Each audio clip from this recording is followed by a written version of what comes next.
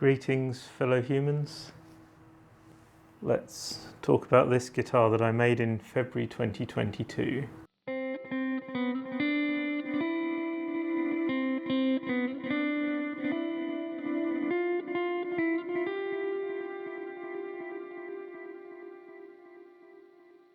For this episode, I'm going to put the rock and roll shades on. Partly that is because the studio lights are quite bright and I don't want to have to squint. But also this is an emotional story, and if my eyes redden or whatever, it will be easier for me continuity-wise to edit it later if I've got the shades on. So I hope you'll forgive that conceit. Let's deal with the basics. So as a basswood body, it is the usual silhouette for my signature style. So I don't have the straight line here like I did on the Jazz Monster. That's a Jazz Monster only feature. Like all my other guitars will have this recess where the output jack goes. Like the prototype, it's set up for two humbuckers, and the humbuckers are rear mounted and it's string through body. Unlike the prototype, I've got 4-control knob wiring, so the more traditional Les Paul style wiring, and these are very PAF style humbuckers in their voicings. This neck, and the reason it says 2021 on it rather than the correct date for the assembly of this guitar, which would have obviously been in 2022, this neck is the one from the T-style guitar kit that I showed you in a few videos ago. Internally it's 50s wiring for the tone and volume controls. Like the tone control is working great on this guitar's neck pickup, giving me the control I want on the clean. So I like that really quite warm clean sound that you've heard in the intro there, and I'll do some more playing on that later in this video. The other thing this guitar says to me to play, I'm just not in this mood today, but for a long time it was the only thing I could the only thing it said to me to play was bridge pickup and then sort of defiant punk rock riffs. I think you can guess what the theme of that defiance and who was being defied was. The reason I'm not going to play that for you in this video is I feel like I'm not saying I'm a particularly good fingerstyle clean player, but I'm considerably better at that, in my opinion, than I am as a hard rock bridge pickup mid-gain player, and so I'd rather not try and show you those riffs in this video. So what I like to play is just big clean preset and essentially single note, let it ring out, and it's all about the tone and that vibe and that ambience on this instrument. So let's do a bit more of that.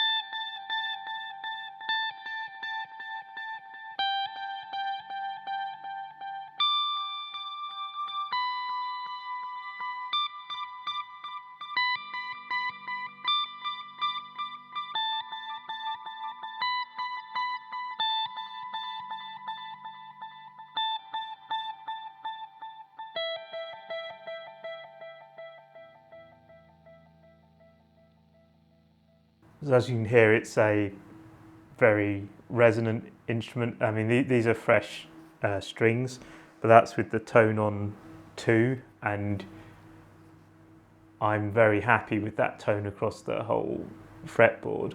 As the strings age, I do find I can turn the tone up and keep it in that window, which is obviously what I think the tone control on a guitar is for.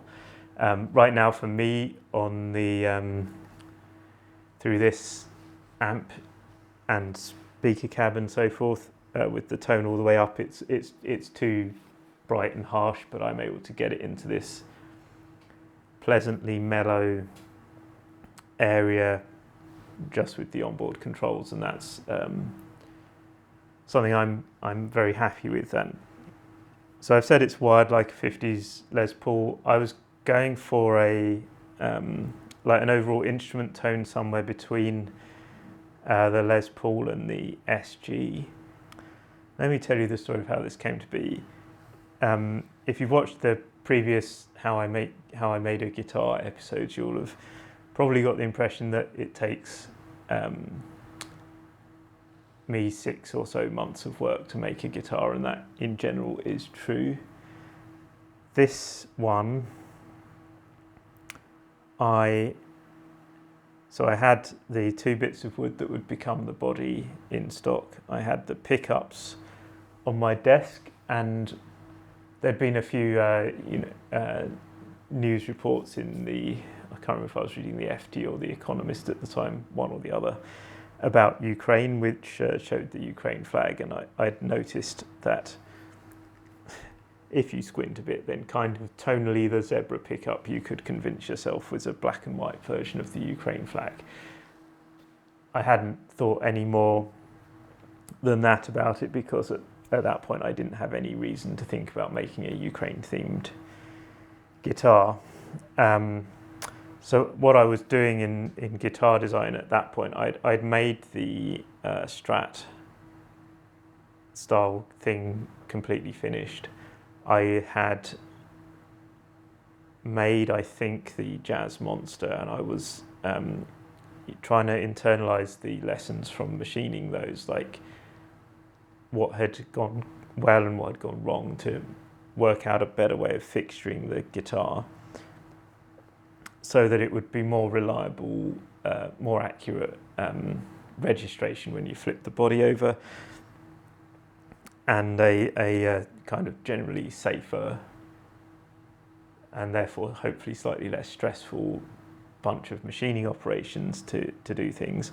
And I was trying to build out my library of body style design. So I had the Strat design, and I had a Strat pickguard accepting design, and I had the Jazz Monster as kind of one-offs, but I wanted to have in the bank, as it were, a 2 humbucker design, and I wanted to have a Telecaster style pickup design, and I wanted to move away from having pick guards, because I don't play with a pick, and I don't strike the instrument hard enough that my hand goes through and touches the body of the guitar. I'm not like, don't interpret that as a criticism for anyone who does, but because I don't do that, and I'm only making guitars for myself to play, really, I felt I didn't need the pick guard, and if I could leave the a bit more of the, is it easier to make a statement with paint or with or by staining and leaving the wood a bit visible? I felt that was more the direction I wanted to take my instruments, rather than covering most of the front with a pick guard. Because the other thing, when you've slimmed down what is a guitar body to the absolute minimum, as I have tried to do, if I put a sensible pick guard on here, there's like none of the body of the guitar is really visible, particularly while you're playing. While you're playing, the only thing you can see is the handle, which is a unique feature of this design, but it's not like a big visual statement when it's just like this bit of the guitar is all you can see. So I was kind of in the middle of both getting the other body styles ready to go and working out how to fixture them. And I'd got to the point in, let's say, mid-February 2022, I had 95% of the design of a 2 pickup body done, and I had, let's say, 80% of the work of working out how to fixture it done, which means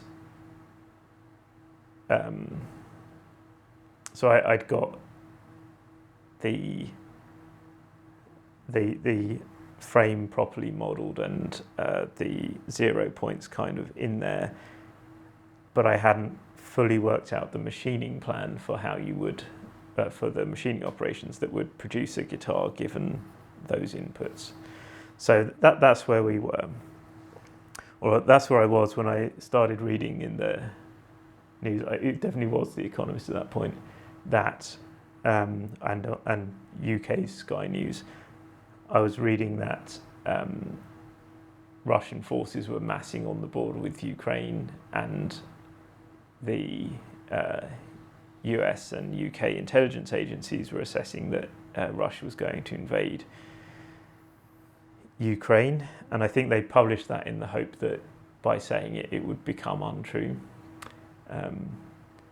And at that time, the media was doing the fairness by reporting both sides thing that they occasionally do, and they were saying that the Russians were saying, no, it's just an internal exercise, we're not going to do anything stupid like that. And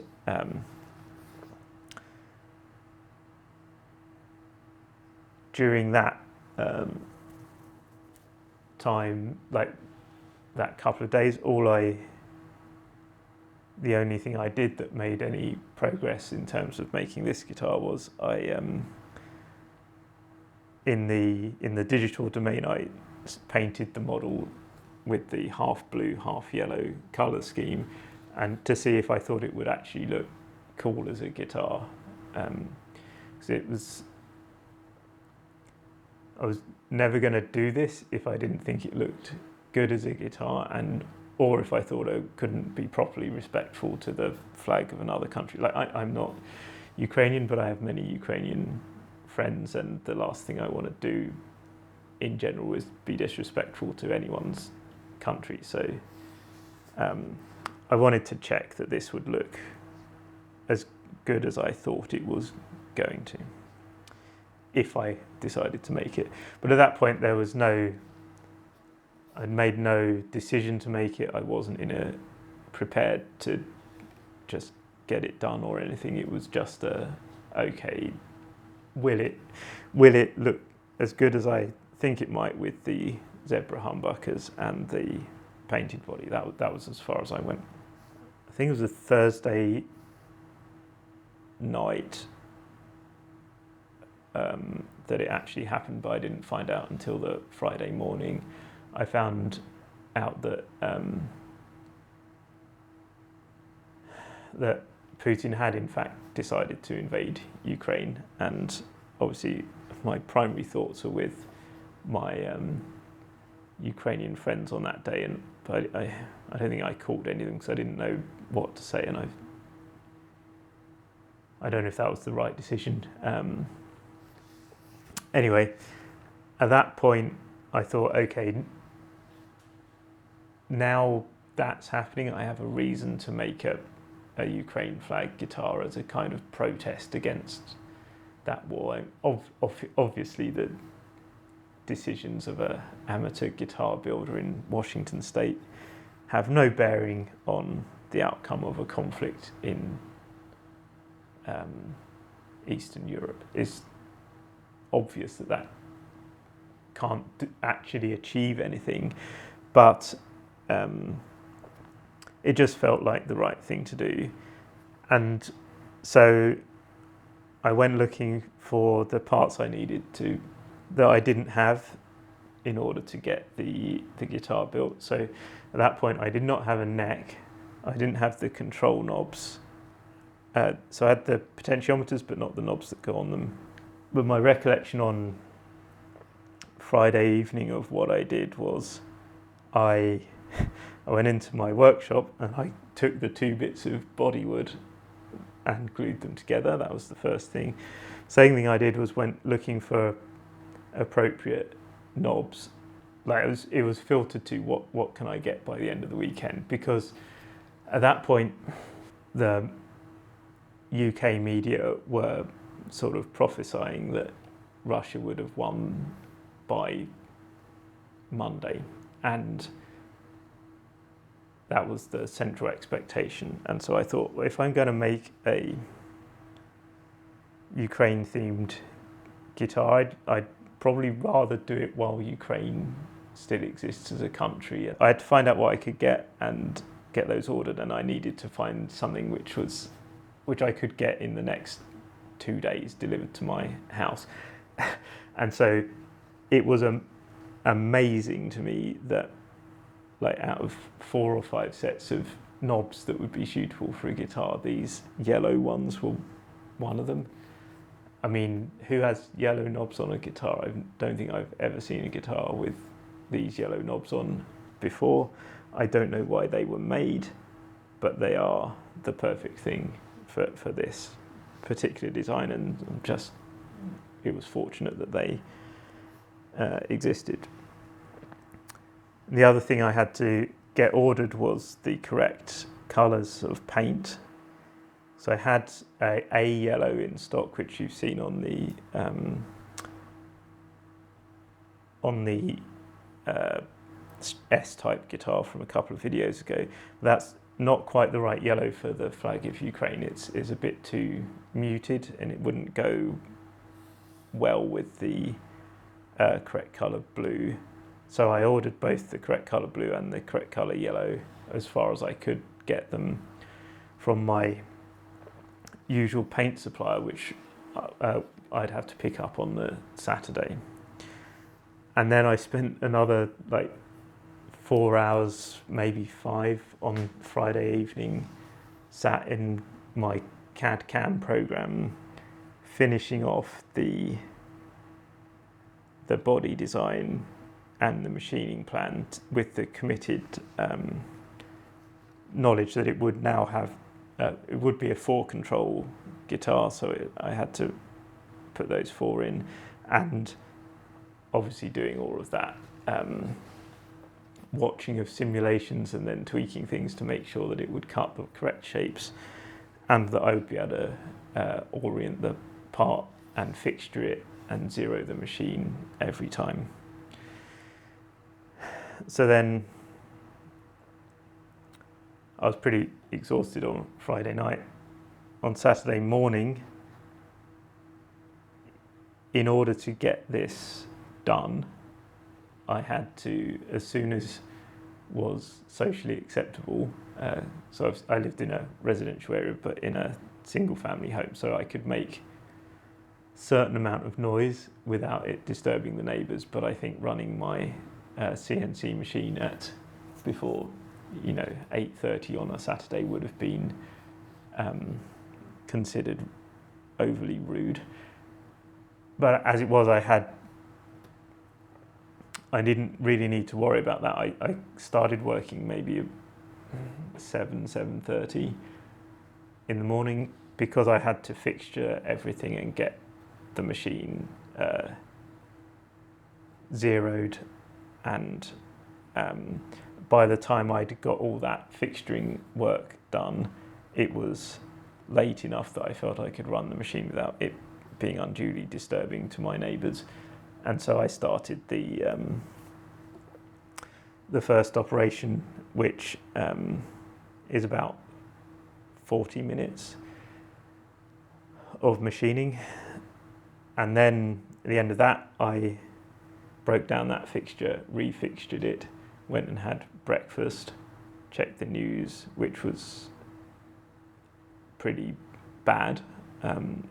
Things were still looking very bad at that point in time.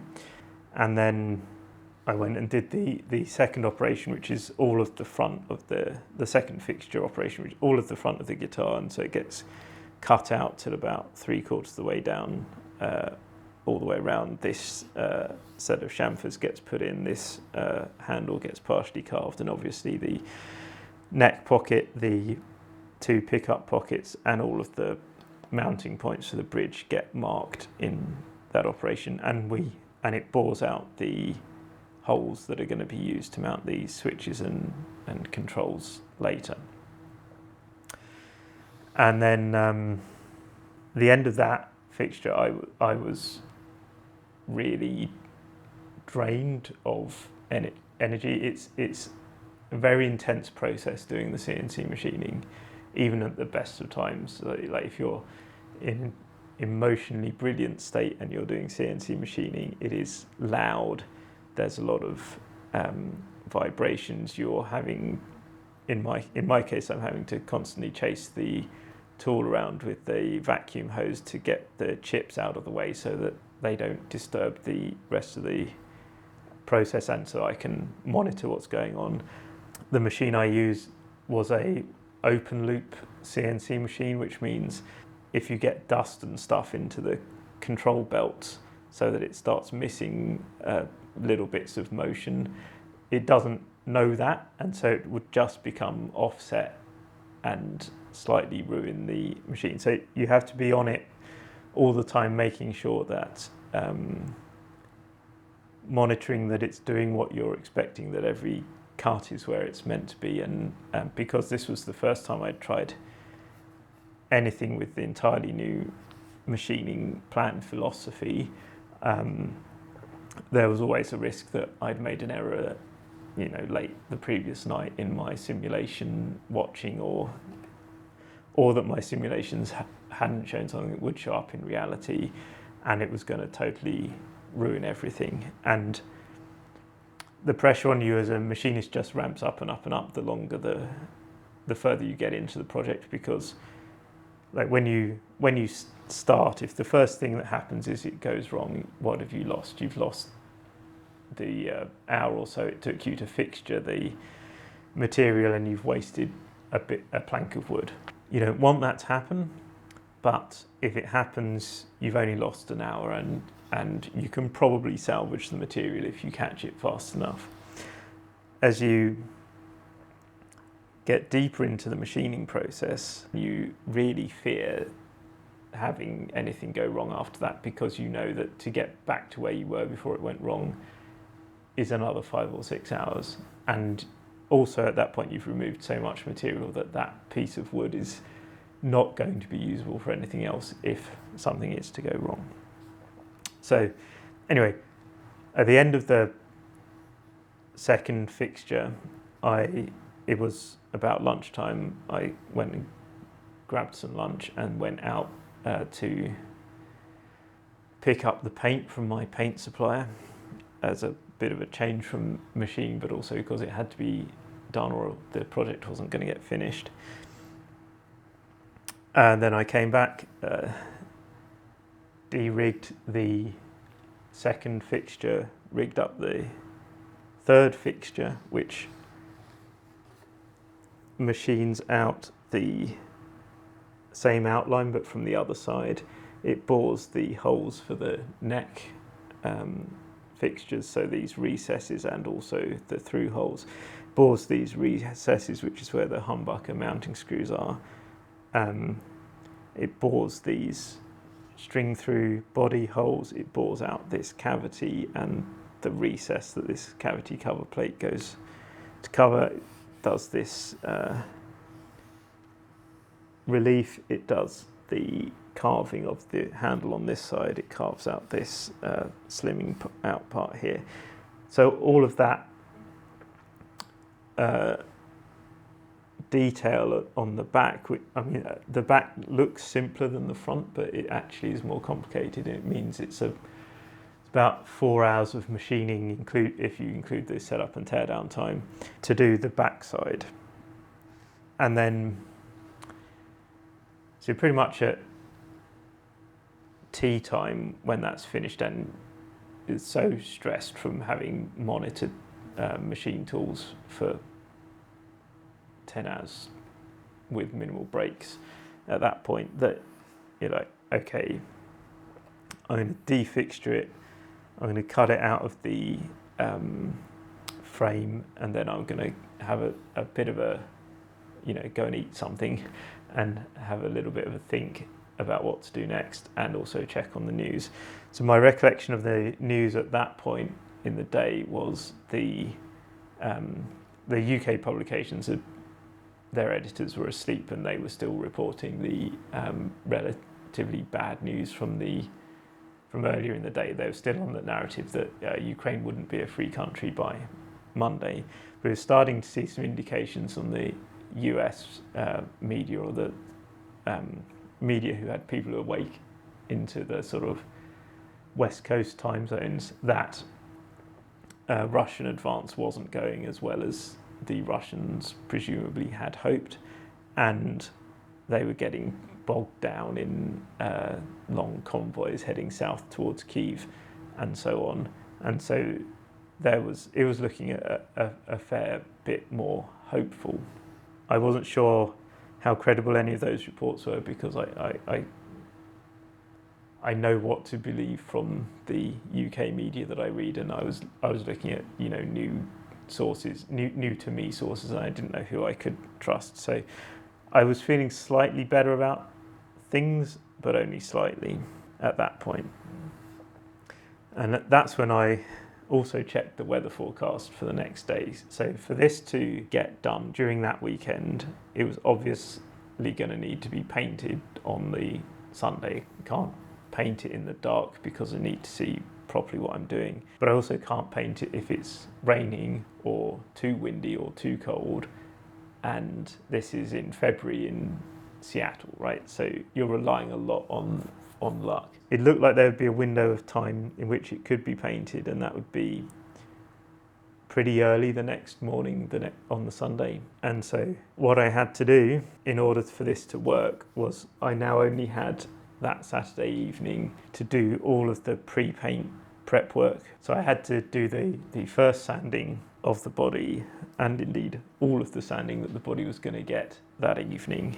I think I've mentioned in previous episodes that most of making a guitar is woodworking, and woodworking is 90 to 95% sanding. That's still true if you use a CNC machine. So I'm 10 hours of CNC into this. If I wanted to get this to a finish style that would be competitive with commercial guitars, it would be another week or two of sanding required. And there's no way to do that much sanding in 6 hours, or however long I had at that point to allot to it. So unfortunately I had to make some compromises on the finish in order to get it done in time. I sanded everything that, as a player, I want to be sanded is how it is. So you have to get all the rough edges off, and you're trying to get the wood as smooth as possible.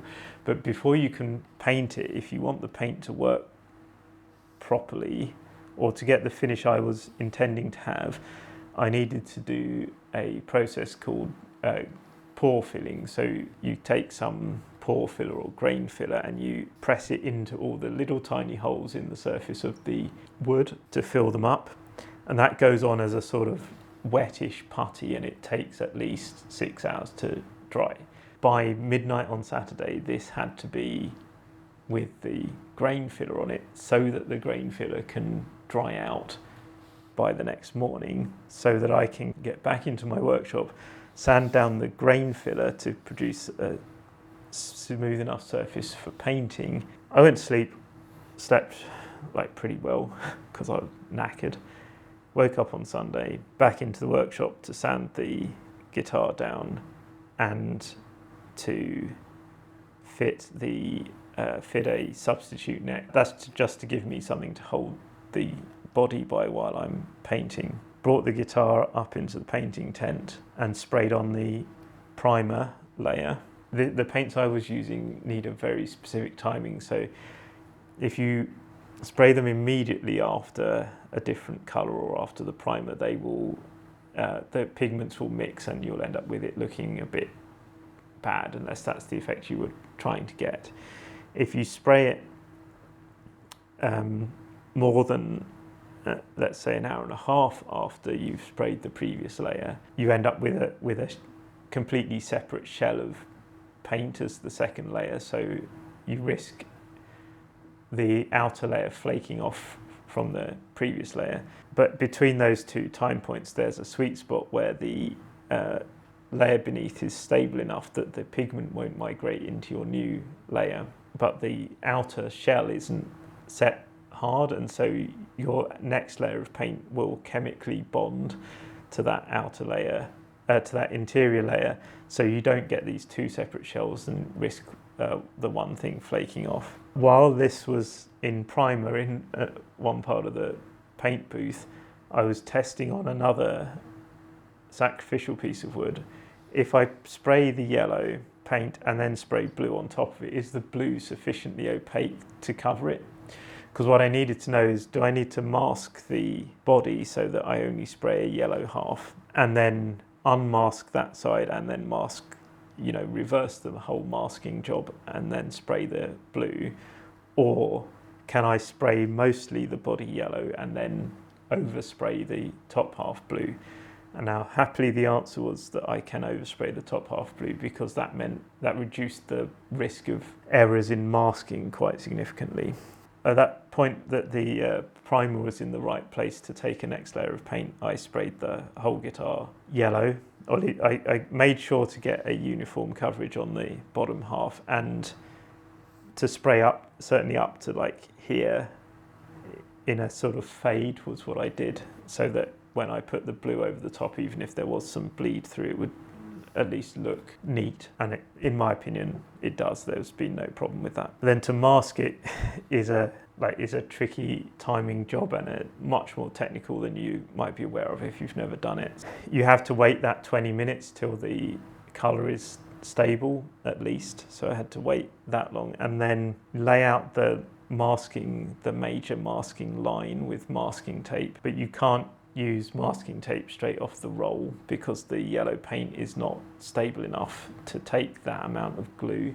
So what you do is you take masking tape, stick it to your trousers, peel it off so that some of the glue gets transferred to your trousers and some trouser lint gets transferred to the masking tape, combining to make it less tacky. You may have to stick it and peel it a couple of times. You want it as minimally sticky as possible so that it will just about do the job. So you make the major line with that low tack detacked masking tape that you make, and then to save time you cover the rest of it. You use high tack masking tape to stick a paper bag to that low tack masking tape piece, so you end up with just the part that you want to be blue exposed. And then I obviously sprayed that uniformly blue. And then the other important thing if you're doing masking is that you take the tape off almost immediately. In this case, I had to wait until the blue was not visibly wet, which only takes about 2 minutes, and then remove the masking tape so that you don't get any tear up of the blue. Where the paint layer of blue forms a strong bond between the taped bit and the painted bit, you need to rip it before that gets any kind of structural integrity to it. The only part that I'm not 100% happy with is this line here is not as exactly horizontal as I wish it were between the two pickups. So about an hour later, when the paint is stable enough that nothing is going to really affect it, I could bring it in from my paint booth and take the paint booth down before it got wet in the rain. And again, the timing worked out. I just about got that done before it started raining. Then it was about lunchtime, and I was feeling pretty good, I guess, about having got as far as I had in, a day and a half. I started to lay out the electronics parts and the other bits of hardware, because there's quite a lot of pieces here. You've got obviously the two humbuckers. This bridge with the half and half saddles is made by taking pieces from multiple bridges of the same broad design. On the back side I had black and silver neck mounting hardware, so I decided I'll use the black hardware in the blue side of the body and the silver hardware in the yellow. I did have black and silver string ferrules, but unfortunately they weren't the same dimensions as each other, so I have had to use silver all the way across to make that look sensible. I was making those, assembling that bill of materials, I guess, in order to be able to assemble the guitar later. And that's when I didn't remember, but I knew that I had to steal a neck off another guitar, and it had to be one of the T-style necks. I thought this one would look best on this guitar, and so this is the one I did. I took this off, and then I thought actually the T-style might look better with a dark fretboard. I'll order a dark fretboard neck for it to backfill. I did consider later, when that other neck arrived, putting it on here so it would be entirely a 2022 guitar, but I didn't really want to change this from what I made in that first couple of days. So after lunch on Sunday, I was checking the news, and things were a lot more confused in the UK media. Everyone was saying that things were not going the way everyone had expected, and Russia was not doing as well as they had been expected to, and the Ukrainian armed forces were doing much better job of defence than they had been expected to. But there was all kinds of stuff going on that day. It was, cyber attacks on Ukraine's power infrastructure and telecoms, and as a result, no one really knew what was going on. And the UK journalists were kind of still assuming that Russia would win eventually. Just that it might take them a couple more weeks than their initial prediction of that weekend. So I was feeling, still pretty down about the prospects for my friends' families, and I thought, okay, well, I've got this far, I've got it painted, and the paint's dry enough now to do work on it. Let me see if, it seems certain that Ukraine will still be a free country tomorrow, but I will meet my original commitment to myself of getting this thing finished by the end of the weekend. So went back into my workshop, took the substitute fake neck off, fitted the real neck, fitted the bridge, put the humbuckers in. You have to put strings on to finish fitting the neck up, because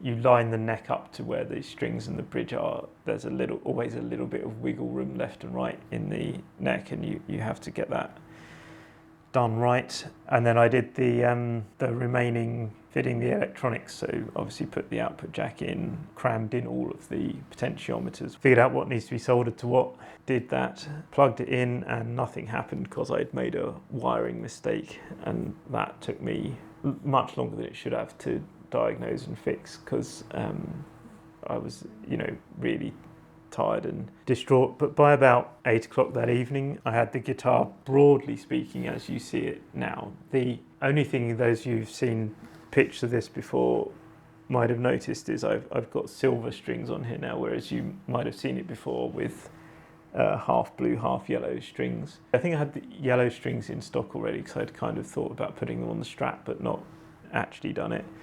So I'd overnighted some blue strings, and what I did on the first day was I strung it up opposite, so with the high strings, the treble strings blue and the bass strings yellow, because you always consume a set of strings doing the initial setup of a guitar. By that Sunday, the Sunday of the first weekend of Putin's invasion of Ukraine, I had this guitar with strings on it and making noises out of an amp. Obviously a week later, when all the wood had settled in, I was able to properly finish the setup and put the strings the right colourway around on the guitar. I do have 2 more sets of the blue and yellow mix that I got custom made, and my thanks to my guy at Sweetwater and to DR Strings for making that happen for me.